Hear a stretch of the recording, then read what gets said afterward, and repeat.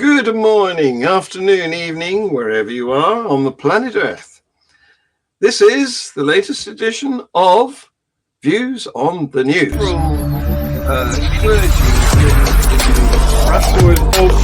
the Pope appealing for peace or was he praying for peace? And the same applies to the Caribbean drag. Yeah, that's a big question. So what do you have to say about that, guys?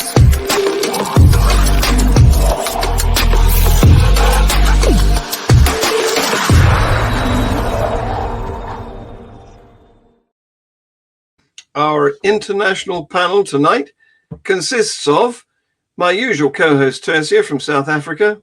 How the devil are you, Tersia? I'm good, thank you, John. Nice to see you again. Great, yes indeed, absolutely. And fellow Englishman Paul Clark from just down the road from here. How the devil are you? Hello. I'm very well. You? Yeah, well, you know, I'm physically okay, but emotionally in somewhat of a turmoil. However, that's not for the public at the moment. So let's hit the news, shall we? Because it's very interesting this week. It is entirely Islamic. Now, you know, I'm not responsible for the news. I just gather it. And very often there's some Christian news, Jewish news. But this week, it's solidly Islamic news. There was a bus crash in Pakistan in which 51, sorry, it wasn't in Pakistan, it was in Iran. They left Pakistan to go to Iran and to attend a, what was it to attend? Some holy city, the holy city. They were traveling to Iraq's holy city of Karbala, not Iran's, to commemorate one of the biggest events in the Shia calendar. So this bus was taking them. It turned over. 28 people were killed. It caught fire, and another 23 passengers were injured, 14 of them critically. And this was all on a pilgrimage to commemorate a non-evidential God. What do you think? Well, it's tragic, isn't it? It is tragic. Yes, it's tragic. I mean, the Shiites in Pakistan have enough to worry about with attacks from Sunni extremists. Yes. And then to have a tragedy like this, it's awful. Yeah, absolutely. We have a similar occurrences, tragically as well. Yearly in South Africa, we have it's a traditional sect combined with Christianity. And every year at Easter, they gather in their hundreds of thousands in one of the far-flung provinces, the furthest north, and at least one major bus accident happens once a year. And it's just a tragedy, and it's so much unnecessary unnecessary suffering in pursuit of something that has no foundation in reality. So condolences, and we just need to get our priorities right. Have you read Steven Pinker's book Enlightenment Now? I am busy with it. I have been busy with it for some time. So I was actually gifted a copy. Okay. So I mean, I'm familiar. Pinker gets criticized for his research. You know, he's a psychologist, and as a historian, he has his limitations. But I think one thing he gets right in Enlightenment Now, he talks about the fall, the enormous fall that there's been in recent decades in death by accident all over the world.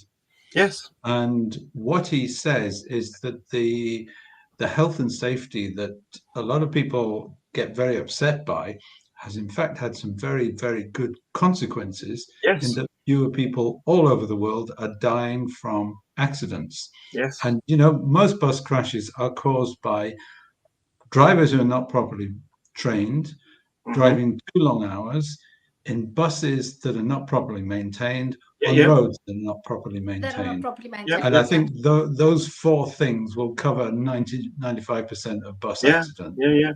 Well, this one was a defective braking system, apparently. Yeah, and what you need is proper regulation, which, according to Pinker, is something that campaigns for health and safety have given us in most of the world. I mean, we're all old enough to remember when air crashes were pretty frequent on the news. And touch wood, Yes. they never happen now, at least in the West. Well, Boeing 737 Mark 8. Boeing, yeah, but they don't use those planes in the West, do they? They send those planes off to the third world, which is not so well regulated, where people can't afford to sue them in quite the same way.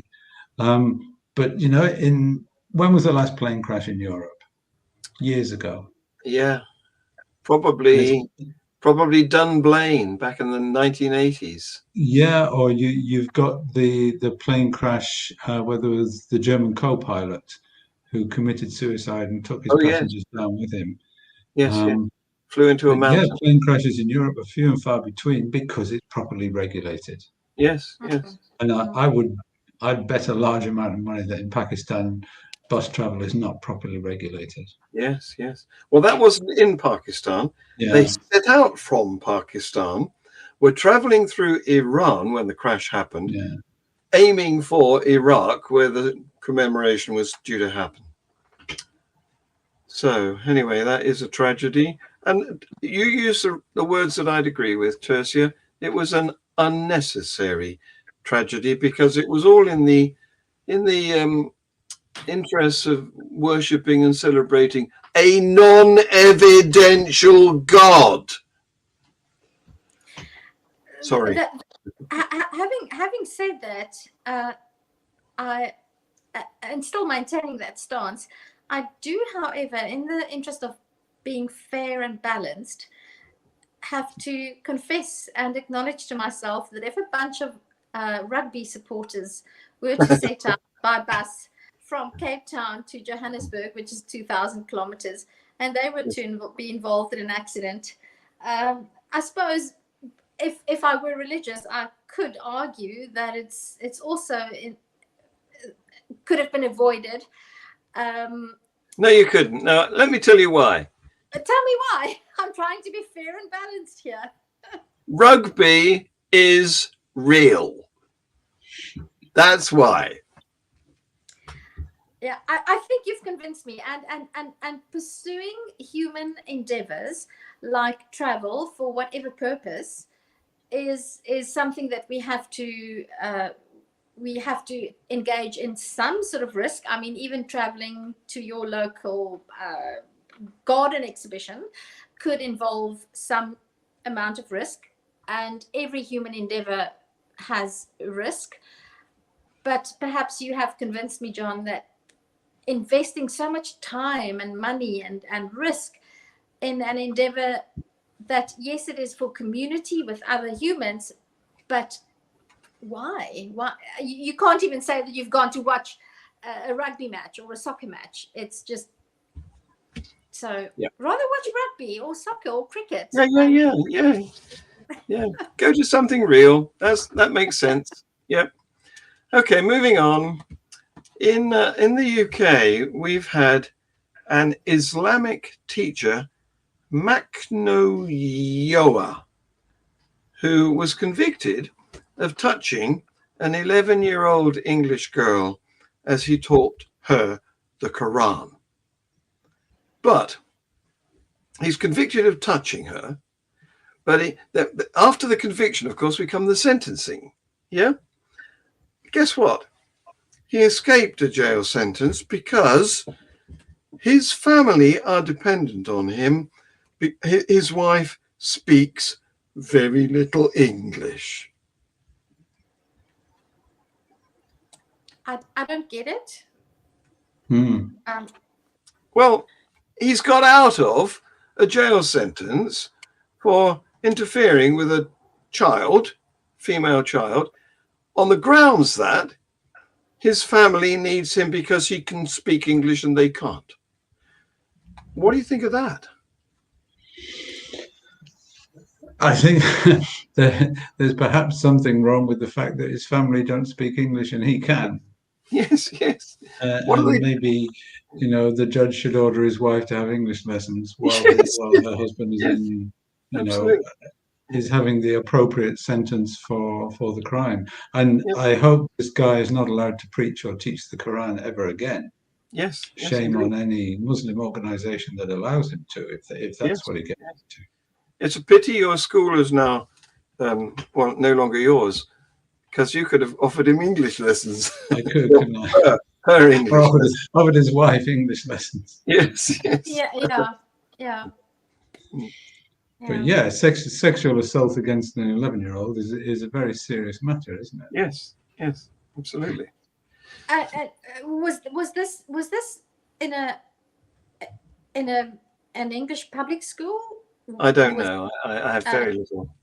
I've told you all the information I have, really. Okay, because in fact I think this is quite the devil is in the details, because if this was in a Muslim school or then people should just know that religious schools are as prone, or if not more prone, to sexual predators as any others, and just make your children aware of what to be on the lookout for, and don't trust people just because they are imams or priests. Yes, indeed. In fact, if they are imams or priests or preachers, perhaps be more vigilant when you leave your children in their charge. Absolutely. What do you think about the aspect of teaching the Quran? Because, in what do they call them? The Muslim schools. I can't remember. Madrasas? Yeah, madrasas. That's all they teach, isn't it? And they only teach boys, let alone girls. So what do you think about that? I mean, is the Quran really necessary for a good education? The thing I would say is these sexual predators are out there, and they're looking for ways to get near to children. I used to work in education, and everyone who came within a mile of children had to have a police check. Yeah. I had 3, Paul. Yeah. Can I interrupt you here, because I had 3 at one time. The system is a bit daft, because for every organization you worked for, you had to have a police check. That's right, yes. Although I have got now a rolling police check. All right. So I subscribe. I've got to pay my £13 or whatever it is in September to have a rolling police check. So if I go to a new organization, like I do work for Humanist UK, and I go into primary schools, I can just give them my number, and they can do a police check on me there and then. Yeah. Make sure I haven't got up to anything. But religious organizations have a terrible record of covering up this kind of thing, and of not reporting it to the police. So I hope whichever Islamic organization he worked for bans him, and he's permanently banned forever from working with children in any capacity whatsoever. Yeah, even if he does have to go shopping for his wife. I'm sure he gets her to do that. Yes, probably, even if she can't speak English very well. Yeah. Tersia. No, I was just going to say that I would say that this is a lapse of the United Kingdom justice system. That this person goes unpunished because his family can't speak English. I mean, surely they can make a plan. You have apps on your phone these days that can help you to translate. Yes, Why should the violation of an 11-year-old child go unpunished? Because something's wrong. Something's wrong in that decision. Yes. Yeah. You're right. There's an app you could speak in your language to your app. It would be able to tell the shopkeeper or the checkout lady or man in English what you'd said. Yes, there's no possible excuse for not being sanctioned on the grounds that your family needs you to translate for them. Absolutely. No, there's something wrong. I'm surprised that there are not riots in the UK about that decision. Oh, we've had enough of those. We don't want any more. Yes, I take that back. Thank you. Don't encourage any more riots. So I now want to talk about women's garb, because there's in the Islamic world, there's a big argument going on. For example, in Bulgaria, they have recently approved a law banning the burqa in public places and institutions, including schools and government offices, because they regard that completely enveloping, particularly face covering, as a security risk, which is something that I've argued for a long time, because it's a balaclava by another name, isn't it? And it's what criminals do to hide their identity. So Bulgaria has finally caught up on that, and they have now introduced this ban, and women who violate the burqa ban face fines and deportations, because they can be, have I got a picture to show you what they can look like in that part of the world? Yeah, here, look at this. Yeah, so what they could commit any sort of. Can't see it, John. No? Oh. Okay. Yeah, has it come through now? Yeah. Good. Those women cannot be identified, so they could commit, suicide bombing, and you wouldn't know, would you? And if I've seen here in South Africa, I've seen some of those where even the eyes, so the slit that is open for the eyes is covered by sort of a gauze. Yes. Yeah, that's the burqa, isn't it? Yeah. Yeah, but I just want to say, I have sympathy, because John, I mean, have you ever had a really bad hair day and you've just felt terrible, and I'm wearing makeup today, and I have no scruples, so I don't really care what I look like. But I mean, there have been days where I just wish I could just cover up completely. So I mean, really. You're too sympathetic, Tersia. Listen, there's been some really wonderful memes lately of groups of Muslim women in burqas with yes, the gauze over the eyes. So they're really black tents, and TENTS, those things, and they are taking selfies of themselves. What's the point? Yeah, no. I'm being a little bit facetious, but I do think that there is a definite danger to having people being allowed moving around without any means of recognizing them. And I can perhaps mention here that it was just impressed upon me this week how important it is to be able to identify people, because I had an intruder in my house. I told John about this. Yes. On Wednesday morning. So we have poverty is a massive problem in South Africa, and it just so happened that somebody came into my house, and he thought he snuck in through a window and didn't expect me to come back. And I caught him in my kitchen, and he ran out, and being impulsive as I am, I ran after him, grabbed hold of him, caught him, made such a ruckus that half the neighbors were here, and my boys and my husband and everybody rushed out, and we caught the fellow.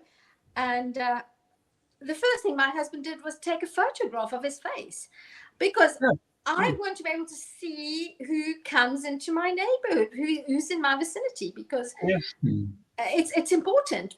We gauge people, we communicate and we engage with people by virtue of being able to see their faces. Yes, we can even make character judgments based on a person's appearance. Nobody knows why it works, but it does seem to. And on the also, just to impress, and I never thought about this before. I've always had sort of ambivalent feelings about the burqa, but what it also does is isolate the wearer.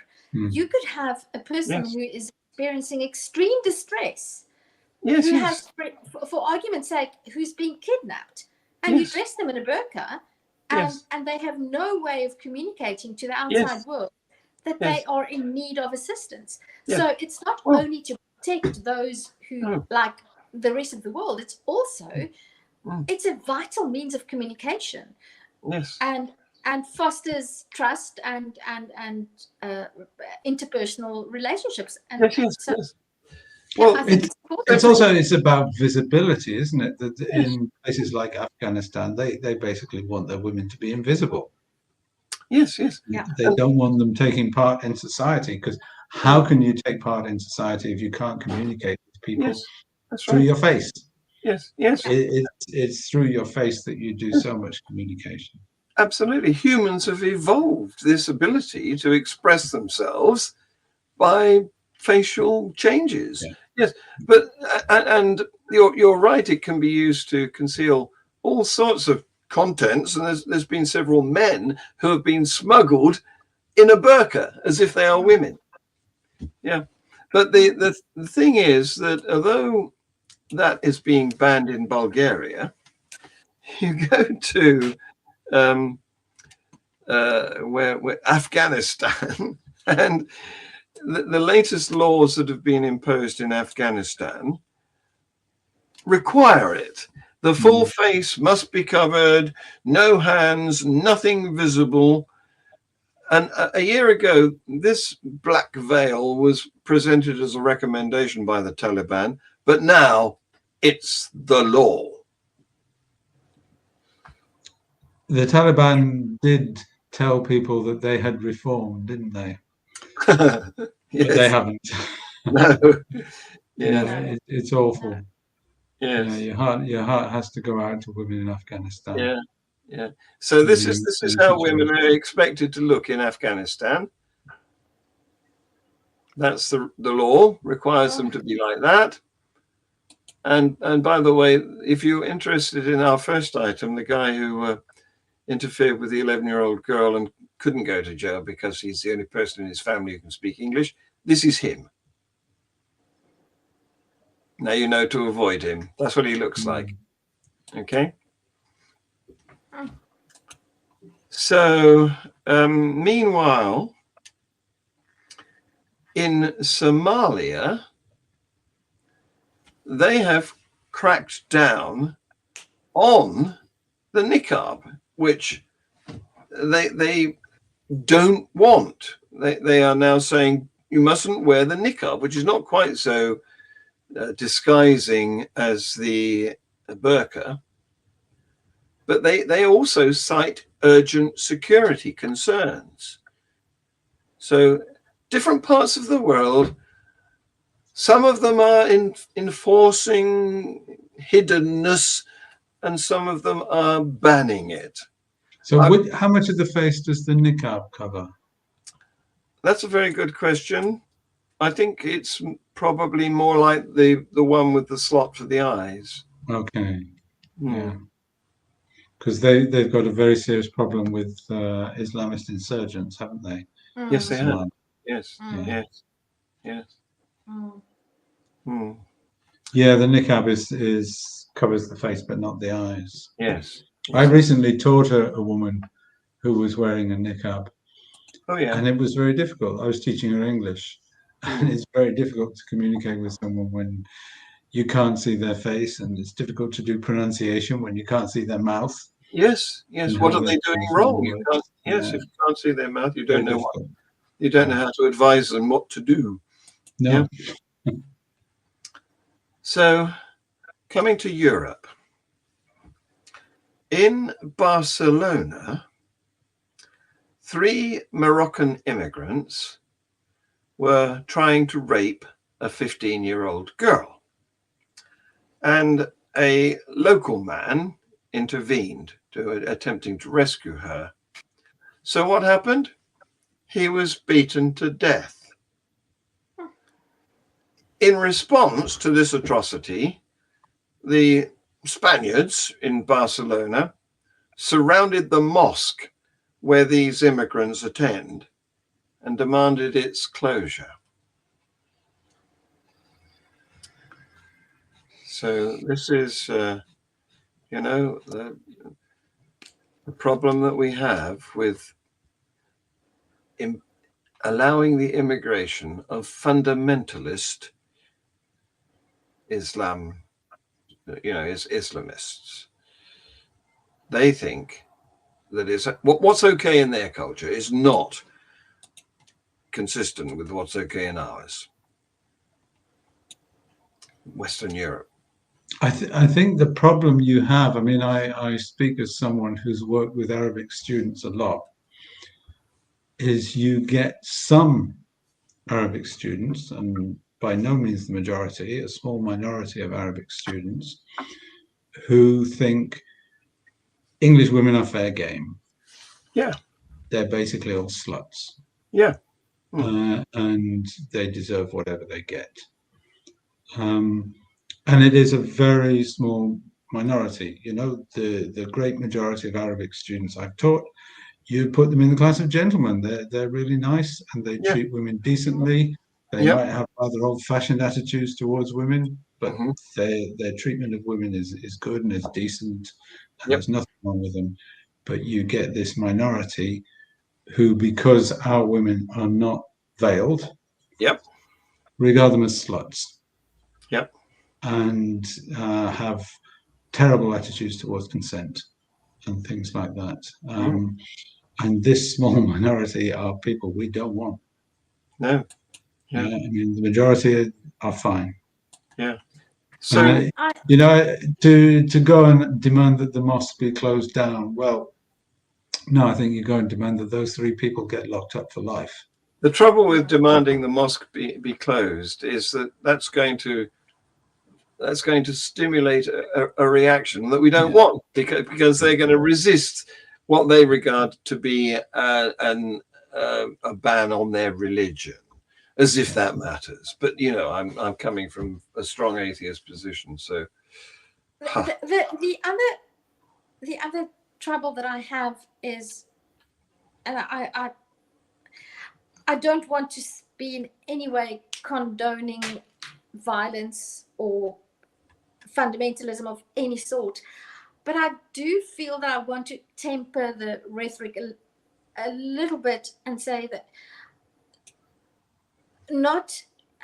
we have to just remember that there's such a thing as nuance, and that when we make these decisions, we can't just say we can't allow them in because they're Muslim or because they're immigrants, because I could become an immigrant one day. I mean, I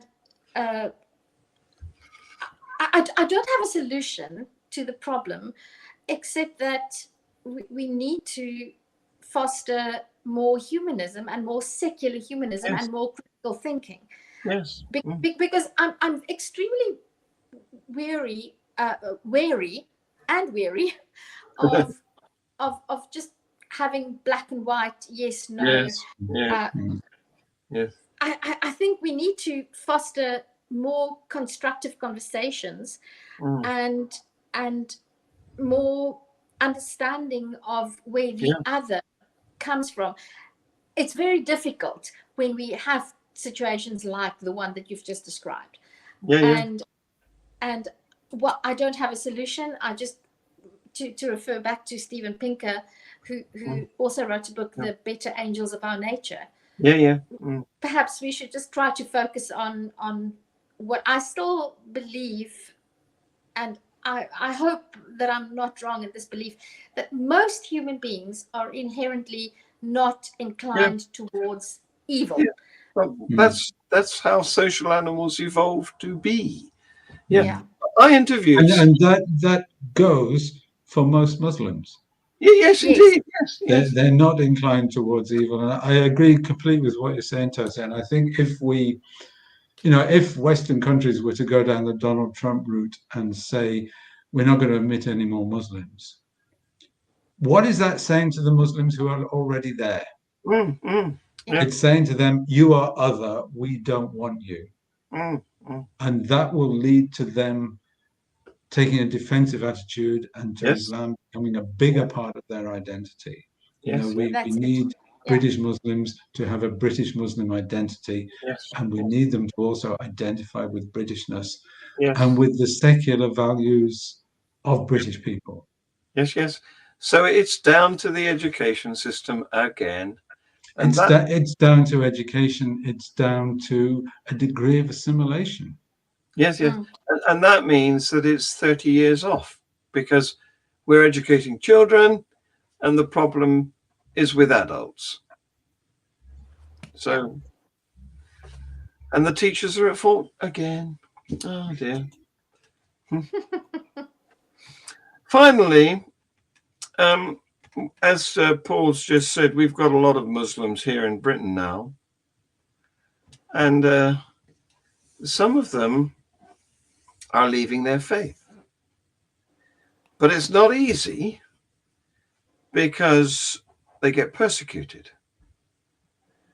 And so anybody who has been inducted and raised in Islam, but subsequently read the books, for example, of Ayaan Hirsi Ali, or followed the work of the National Secular Society or the Council of Ex-Muslims of Britain, and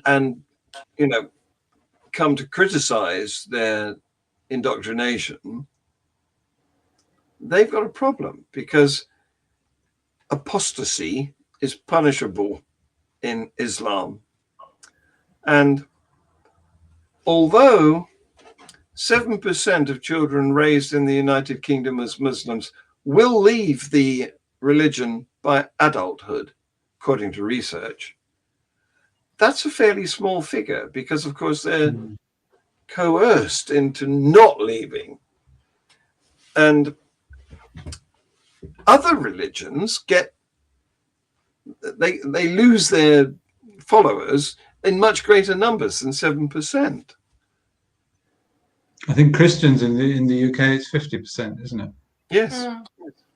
You have to raise 2 children as Christian to keep one of them Christian as an adult. Yes. But I think the danger of othering Muslims is they will, circle the wagons. Yeah. And the more we other them, the more they will circle the wagons. The more we accept them, perhaps the easier it will become for some of them to leave the circle of wagons. And to join the rest of us. I mean, we have to hope that 7% increases over time. Yes, that's right. But because I think it can only increase over time if we allow them to feel at ease. Yes, that's right. Because as you correctly say, nothing unites as well as adversity. Yeah. I mean, look what Hitler did to Europe. Yeah. He united it against him. And we don't want that to happen to the Muslims, because we ban them or, despise them. And I'm of the opinion that if European countries embrace the moderate Muslims as part of the community and help them to assimilate without sacrificing their religion, that percentage of 7% might grow. Because those Muslims will feel accepted, and when they feel accepted and when they do assimilate without feeling that they have to sacrifice part of their identity, they will, number one, when they begin to, or if they begin to ask questions and begin to think critically, they will know that they will have a safe landing space, number one. And number two, they will already have been accepted, and they will have cultivated relationships that they can fall back on, which will make it easier for them to go through that process. And I just want to plug something I'm involved with at the moment, which is the RFR, Recovering from Religion. I'm involved I'm being trained as a volunteer at the moment. How is your training as a counsellor coming along? It's doing swimmingly. I've gone. I'm sort of 3/4 through. I had a session this afternoon. I got a new fish. I spoke to somebody, an ex-South African, by the way, who will be hopefully a guest on our Free Thought Hour show one of these days. Wonderful. I'll talk about it. We need to mobilize non-believers, secular humanists, atheists to become involved as volunteers with organizations like Recovering from Religion and the myriad of other organizations, John, Atheists or Atheism UK, and so forth, to foster new relationships and new societies so that it's easier for people who do question to have a safe landing space and to have that feeling of belonging, because as social beings we crave that and we need that. Absolutely. So, I'm just putting that out there as a plug for what I'm also trying to do with my organization, Kruisvrij, in South Africa, and being part of fostering community internationally. And I think you have people in a lot of religious communities who have an ambiguous relationship with their community. You know, you'll get Jews who are pretty secular and don't really believe any of it, but they still want their kids to have a bat mitzvah or a bar mitzvah. They'll still go to the synagogue from time to time. They'll feel part of the Jewish community. They won't eat pork, etc. And you'll get Catholics who drift in and out of the faith. And, you know, as you're saying, we need the safe space for Muslims to have a kind of loose relationship with the community where when no one's looking, they might eat a little bit during Ramadan and sneakily have a ham sandwich when no one's looking. Or a beer. You know. Well, perhaps go ahead, John. Thank you. As an archetypal example of the success of that strategy, I give you Anglicanism, because we gave them everything they wanted back in Henry VIII's day. They were established as a church, the church of the United Kingdom. Well, was it? No, it wasn't. England. England in those days, but subsequently, yes. And it's still only the Church of England, isn't it? But nevertheless, it's withered on the vine, hasn't it? Because they had no reason to fight for recognition. We gave it to them. And then that meant nobody cared. And what I think we should strive for is acceptance of the idea that somebody like Richard Dawkins recently mentioned of being a cultural Christian. Now, you mentioned Judaism. Many Jews are atheists. Yes. They identify as cultural Jews or ethnic Jews, but they don't have any belief in any of the supernatural. That's right. We would normally have one such here. David would be here in this show. Absolutely. Yes. And we should cultivate the idea within Christianity in broad and within Islam that it's possible to be a cultural Muslim or a cultural Christian. And another one that we had recently was David Livingstone Smith, who was our guest on Free Thought Hour. He is an Ashkenazi Jew, but an atheist. Yes. Yeah.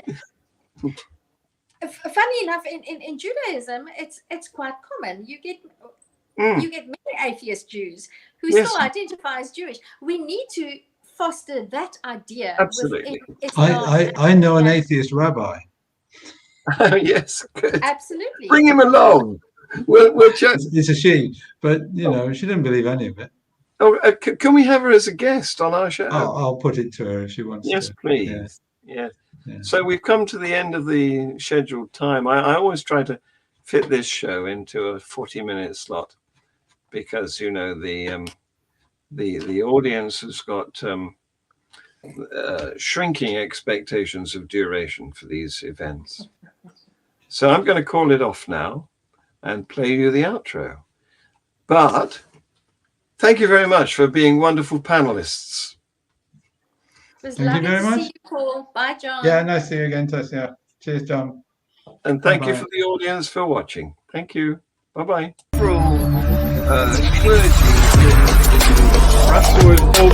Was the Pope appealing for peace, or was he praying for peace? And the same applies to the carry on drag. Yeah, that's a good question. So what do you have to say about that, guy?